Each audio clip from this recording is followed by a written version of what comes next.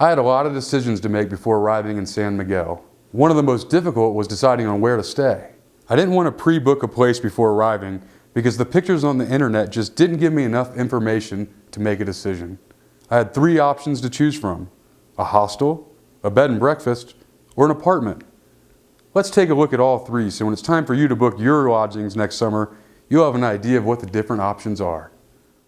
I think the reason that I wanted to stay at La Hacienda was more or less because I wanted Odile, my wife, to be comfortable. Odile is, as probably you can see, about 6 months pregnant right now. And I wanted her to be comfortable. I looked at all the options online on the UNO website, and I felt like La Hacienda was probably the most comfortable place for us to stay. This place is really calm. You know, you don't hear too much things that are happening on the street. And of course, as you can see, this courtyard is a really pretty courtyard. You've got wireless pretty much anywhere outside, and I think in most of the rooms you can get wireless. We have breakfast, which is included, and it should be included because you're paying a lot of money. That might be the big negative thing, is that this is a very expensive place. I enter the breakfast room at 8 o'clock every morning when it opens, and it takes about 50 minutes before you get your food. It's really a pain to have to know that I have to be in there at 8 o'clock to get served in order to make my 9:30 class. Yeah.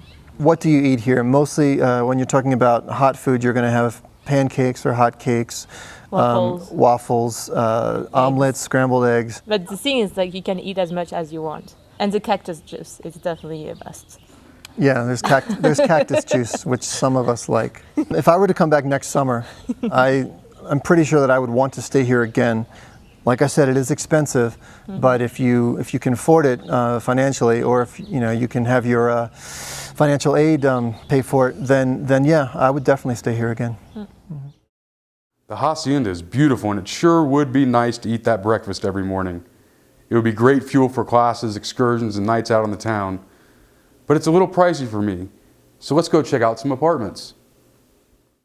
When I signed up to come to San Miguel, I had been scheduled to stay in Casa de Elvia, which is a bed and breakfast that sounded really nice.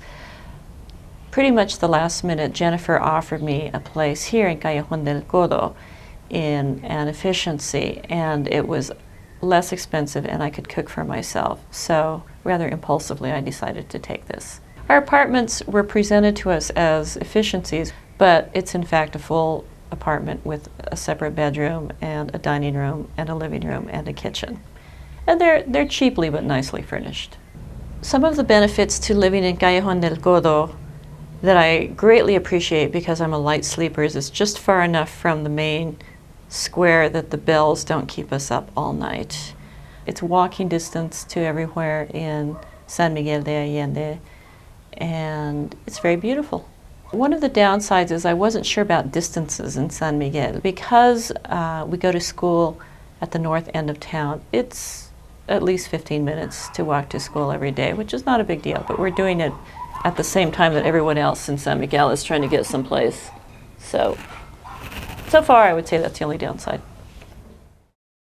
Wow, I really like the apartments. The privacy and proximity to the bars make it an excellent option. But it is a 15-minute walk to the school. Let's go check out the hostel, which is much closer. I chose the hostel from looking online for the price. It was the cheapest thing, and I'm going to be traveling for a while after this, and so I needed to save some money. And I saw pictures of the hostel, and it looked very nice, and it's proven to be true. There's been a tremendous benefit to staying in the hostel here, and it's because you share a place with so many other people. There's spontaneous conversations that arise about writing. There's a shared atmosphere, shared information. Stories are exchanged between people who aren't even in the class together. Books are talked about, movies, films. We've cooked together. It's turned out to be absolutely fantastic. A couple weeks ago, Peter decided to make some food, and so I decided to make timpano. I think 11 live in the hostel. We had about 30 people here to eat, and huge hit. And also what's nice is that everyone here is in the program. So in some other hostels, there's some problems with theft and like lockers, and precautions have to be made. So it's very different from otherwise hostel experience I've had before. But I think some people it is a little bit of a challenge because there's a certain level of flexibility that you have to take in sharing places with people. When I come back next year, I anticipate coming back next year, yeah, I will definitely stay here again. Now that seems like a lot of fun, and it's right next to school.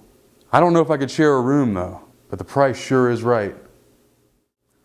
10 years ago, I probably would have stayed in the hostel. 10 years from now, I would probably stay in the bed and breakfast. But this year, I chose the apartments. Moderately priced, private, and close to the bars. Now, if I could just figure out how to land this damn balloon.